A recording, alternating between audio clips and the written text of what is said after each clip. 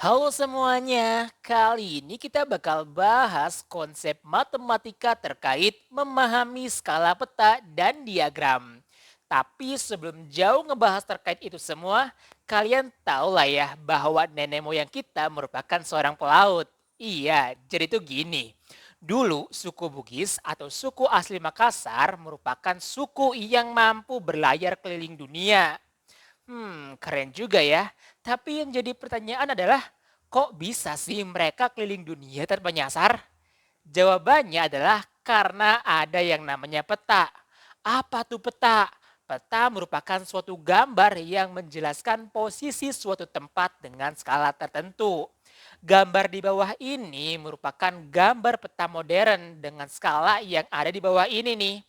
Pada area atas yaitu skala sentimeter dan pada bagian bawah merupakan satuan kilometer.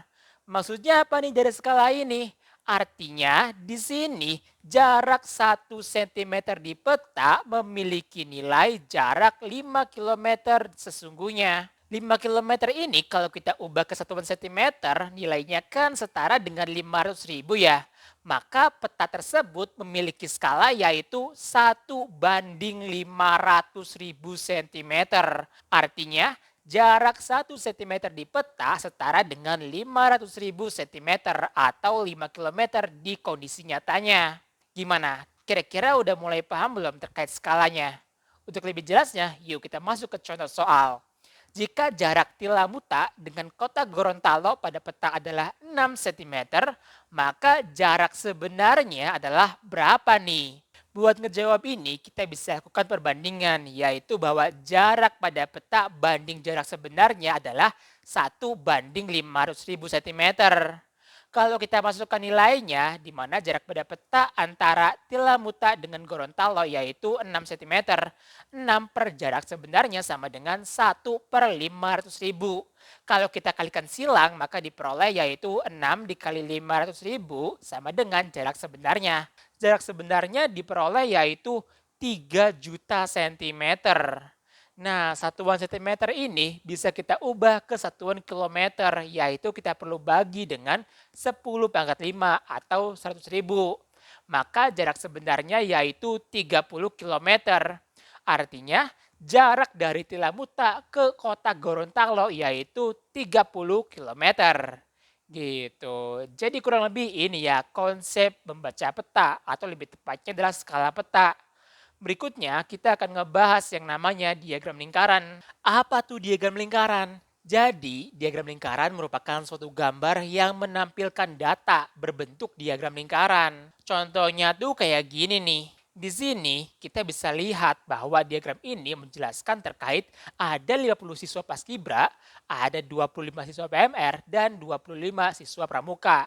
Dari gambar ini kita tahu nih bahwa jumlah siswa paskibra memiliki jumlah siswa yang paling banyak dibandingkan dengan PMR dan pramuka. Di sini juga kita bisa tahu nih bahwa jumlah siswa totalnya adalah 100 siswa. Yang jadi pertanyaan adalah gimana nih cara menggambarkan diagram lingkaran kayak gitu?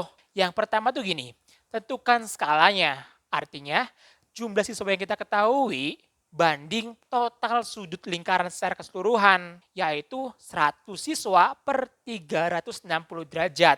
Jadi skalanya adalah 100:360. Kemudian yang kedua adalah cari sudut setiap itemnya. Kita bisa lakukan perbandingan bahwa siswa organisasi per sudut yang dimilikinya sama dengan 100/360. Kalau kita pengen tahu berapa nilai sudutnya, maka sudutnya sama dengan 360 derajat per satu siswa dikalikan dengan siswa organisasinya. Berarti kalau kita pengen tahu sudut paskibra itu berapa, yaitu 360 dibagi dengan 100 dikalikan dengan jumlah siswa paskibra, yaitu 50 siswa. Diperoleh berapa? 180 derajat. Begitu juga untuk perhitungan sudut PMR dan juga sudut pramuka. Diperoleh sudutnya adalah 90 derajat nih. Nah, dari formasi ini kita bisa gambarkan diagram lingkaran dengan cara bagi lingkaran dengan sudut yang telah ditentukan, yaitu untuk paskibra sendiri memiliki sudut 180 derajat, siswa PMR yaitu 90 derajat, dan siswa pramuka yaitu 90 derajat. Sehingga kita bisa peroleh kesimpulan bahwa gambar diagramnya kurang lebih itu kayak gini nih. Mungkin cukup sekian dulu pembahasan kali ini. Sampai jumpa di pembahasan selanjutnya. Dadah!